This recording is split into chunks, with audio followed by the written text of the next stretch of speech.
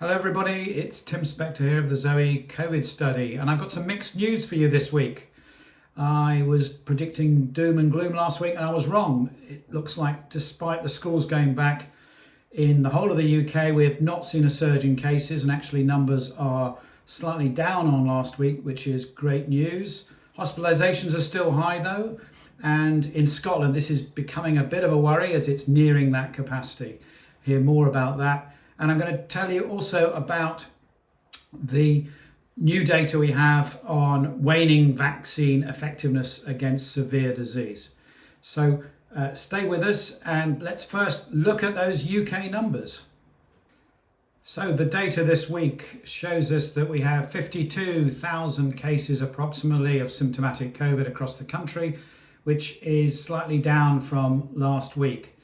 This is made up of about 17,000 of you who've been fully vaccinated, which is creeping up to 34% of that total. And that's getting more and more every week we look at it.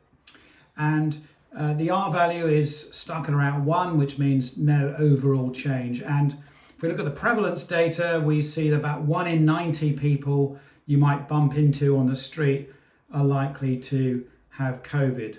And the risk of transmission is obviously dependent on somewhat on whether they've been vaccinated or not, but it's still a lot of people out there. And our data are consistent with the other survey that's been going throughout the summer, which is the ONS one, although ours is always ahead of theirs because of the nature of how we collect it. So it's the first look. But if we look at the picture across the country, I think you can see that most regions are staying flat or declining slightly, which is fantastic news and certainly hope it continues. The only region going up is Scotland, and it's still high and getting higher. And actually, it's the highest ever incidence rate we've seen since we started collecting our records. And so it means we can't be complacent. And it also means that we need to start looking regionally rather than globally, because each region's going to have different pressures on its health service. And we've estimated at Zoe that we think the Scottish system is close to where the pinch point is on huge pressure on the NHS because of the number of hospitals and staff. And these numbers are 4 times what they were earlier in the year in January, although cases are milder. So it'll be interesting to see whether, if this does continue in Scotland or it peaks, crucial to know what Scotland's going to do about it when the NHS starts to get affected. This will inform us really about what the politicians think is possible. We've been talked about having 2-week fire breaks, which in my view are complete rubbish. They've never been shown to work, and luckily that sounded like a hoax. But some sort of regional restrictions might be coming as we approach flu season in some areas. But I think it's going to be a very different picture around the country. And I hope I'm wrong and that this is just a localised problem to Scotland, and we don't really understand why Scotland has done so badly recently, and this hasn't had the same effect on England and Wales.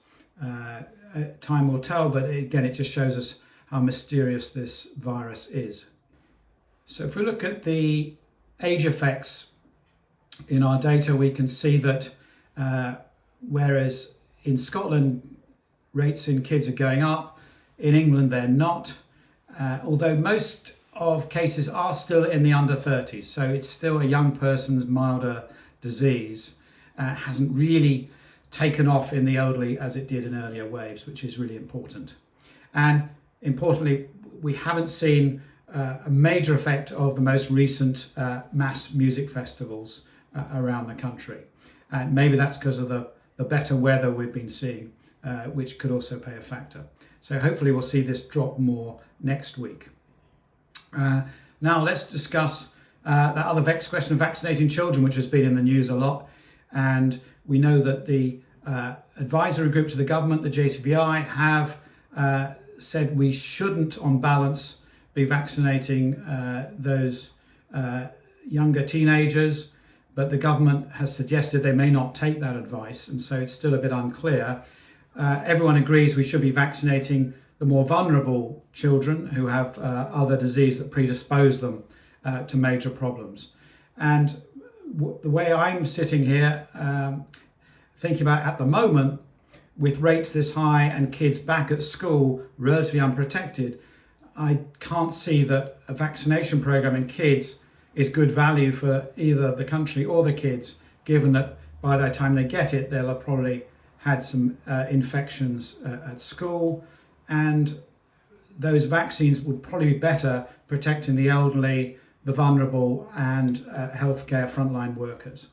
That's just my personal view, and it could also change depending on the resources we have, how many vaccines we have, and what's actually going on at the time. So these are not easy decisions to make.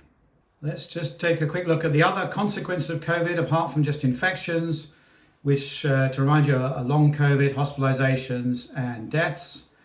And we are seeing hospitalisations creeping up, but not at a frightening level. But again, it varies, as we said, by region, and Scotland has very high levels of hospitalisations at the moment, which is stretching the NHS, and we just need to keep an eye on that.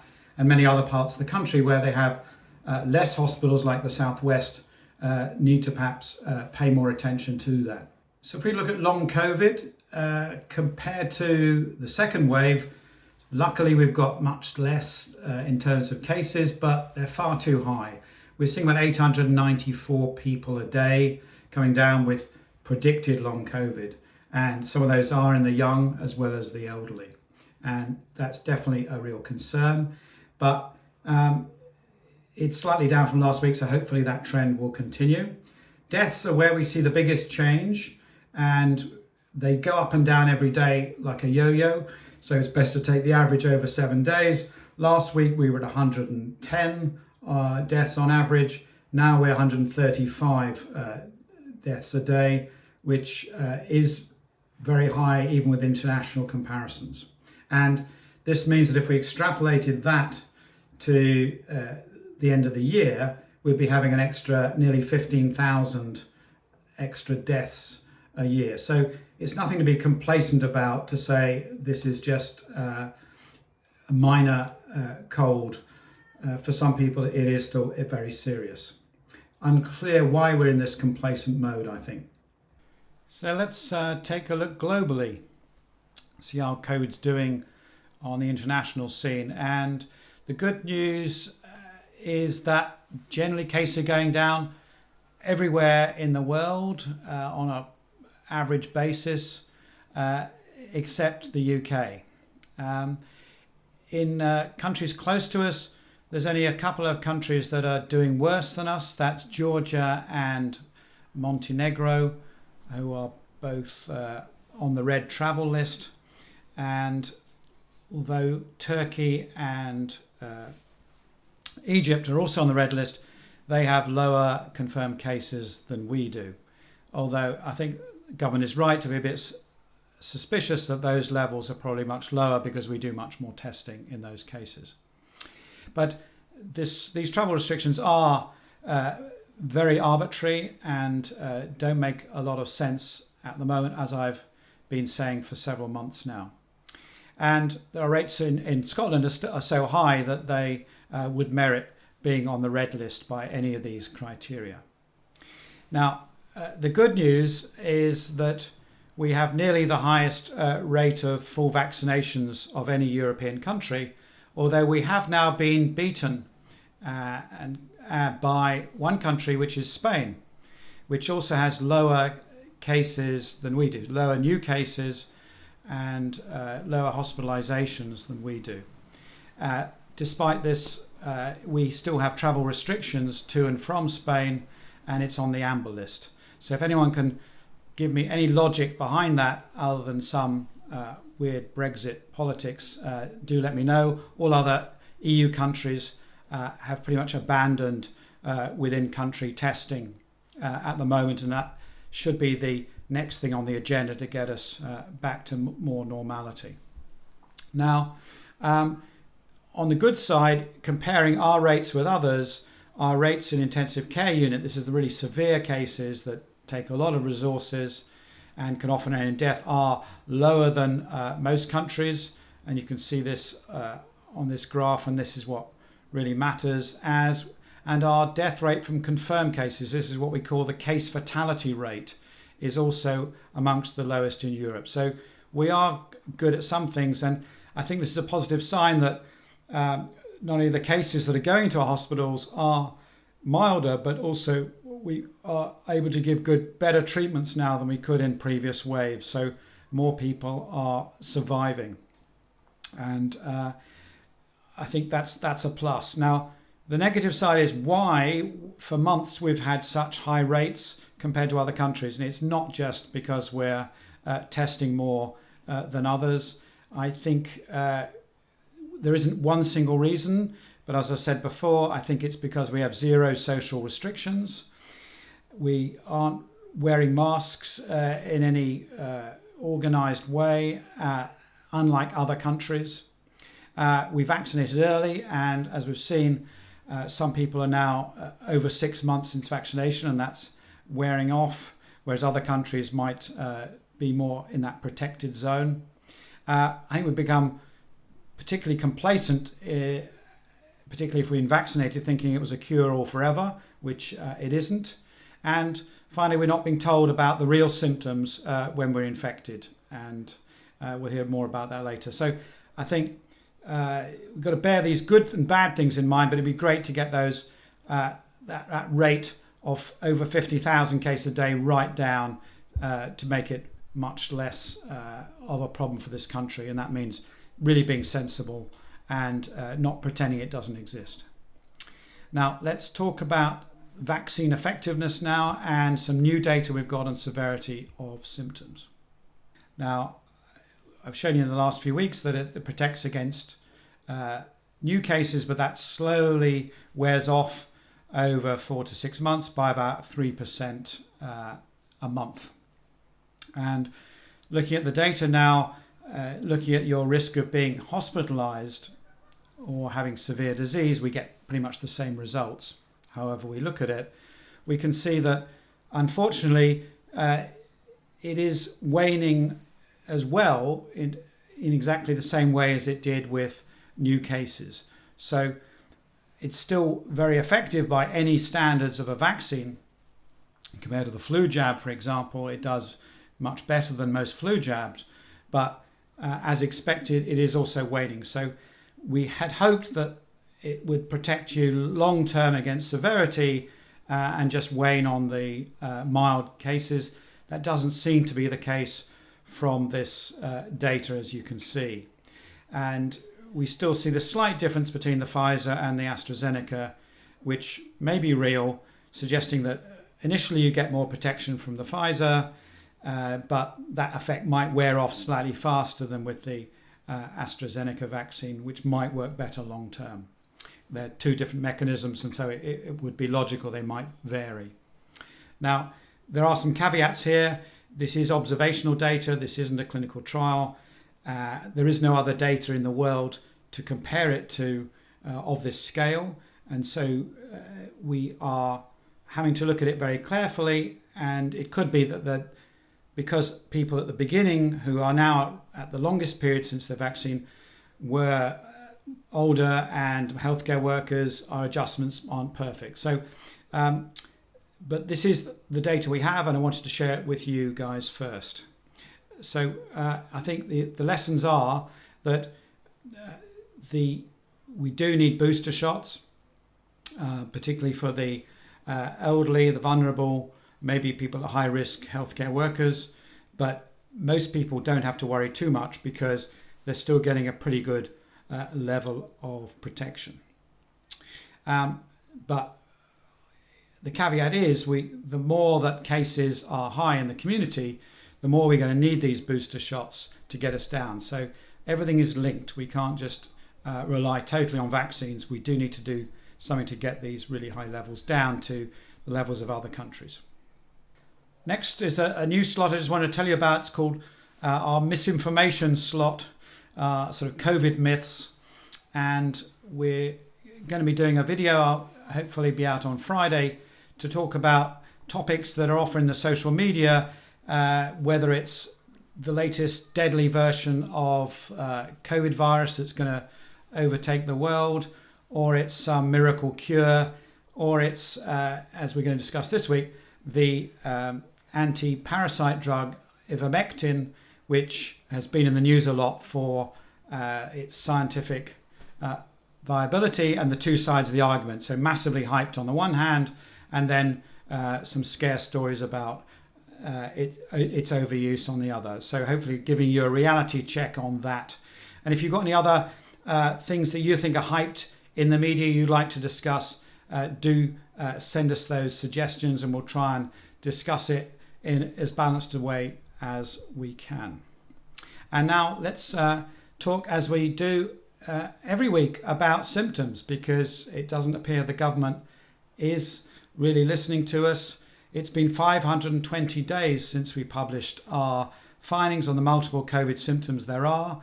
And as you know, you helped us get taste and loss of smell onto the government list, which took several months. But we've been telling people that flu-like symptoms are very much a part of COVID, and now more than ever with vaccinated people, they are the predominant symptoms. But unfortunately, the UK government just hasn't budged on this for reasons we're unclear of, and changed their official list. Other countries have done this. The CDC in America added flu-like symptoms to their list in February of this year. Spain added it in May. France has also recognised it. Why not the UK? 40% of cases we're seeing now do not have those three classical symptoms, and that's a huge number of people that are totting up who don't realise they're infecting other people, and they are a risk to the community, and probably one reason that rates are so high. And this suggests that really any symptoms you've got, you should get a PCR test. And maybe if you're vaccinated and you've got these ones, lateral flow tests are not as good as we thought. So we also noticed the same symptoms in children. So if you've got kids going to school, coming back with these symptoms, and rates are high in your area, then I think it's reasonable to assume they're likely to have COVID. And our app is the only one that is tracking these symptoms, and you can get this data from. So until the government do change their advice, do realise you can use the Zoe app to get a proper PCR test rather than just a lateral flow. Any symptom at all, we'll send you a kit in the post or somewhere you can get done at your local centre. And just a reminder for you and also the government, if they're listening, this is the top 5 from about 1 million of you with positive PCR tests that are reported in both in children and fully vaccinated. Number 1, runny nose. Number 2, headache. Then sneezing, sore throat. And in at number 5, just over 50% loss of smell or taste. And now finally some news about other diseases. I've been teasing you about this, but we can finally announce it now. We've got ethical approval to ask you to consent to share your data on a wider series of diseases other than just COVID and viral infections. And we all know that there's 5 million people waiting in the UK for healthcare, and these lists of problems are piling up, and many of the people in hospital at the moment have not only COVID but other diseases that they've left too long. And so the success of the app, thanks to you and the way you're logging, has provided this totally novel way of doing healthcare research, which is making it happen at light speed rather than at snail speed. And we want to use this technology, use the skills that we've and learnings that we've got from you about interacting with people, millions of people, through an app in an easy way, just like you're doing. So we're asking all of you to consent to just expand the list of questions we can ask you about, so that together we can build this huge community platform for science, the biggest in the world, and keep this momentum going so that we can transfer what we've managed to achieve in COVID together to other diseases that affect all of us, like dementia, like cancer, like heart disease, like arthritis. And I think this could revolutionize medical research forever. So we're asking you to join. It is completely optional. You don't have to do it. Very happy to just carry on logging only for COVID. We want you to do that whatever happens, but if you can do COVID and you don't mind helping these other diseases as well, that'd be fantastic. And we're really excited about this, and it's going to evolve over time, but I think it can make a real big difference to how we dish out healthcare in the UK, and may actually become part of the NHS in years to come, as the whole system desperately needs to be revolutionised in the way we give out healthcare and healthcare advice. So to wrap up, do keep your app updated. We want you to keep up to date with everything we're doing on the app. Continue to log. Your contribution is fantastic. Click all the notifications, all the likes, subscriptions, and keep logging and stay safe.